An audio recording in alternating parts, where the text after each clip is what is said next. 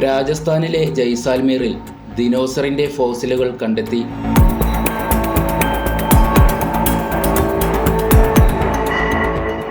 ജയ്സാൽമീറിൽ മേഘ ഗ്രാമത്തിന് സമീപം ദിനോസറിന്റെ ഫോസിലുകൾ കണ്ടെത്തി. ഒരു തടാകം കുഴിച്ച് പ്രദേശം വൃത്തിയാക്കുന്നതിനിടെയാണ് നാട്ടുകാർക്ക് ദിനോസറിൻ്റേതെന്ന് തോന്നിക്കുന്ന ഫോസിലുകൾ ലഭിച്ചത്. ഫോസിലുകൾ ജുറാസിക് കാലഘട്ടത്തിലെ പറക്കുന്ന ദിനോസറിന്റെ ഭാഗമാകാൻ സാധ്യതയുണ്ടെന്ന് ശാസ്ത്രജ്ഞർ പറഞ്ഞു.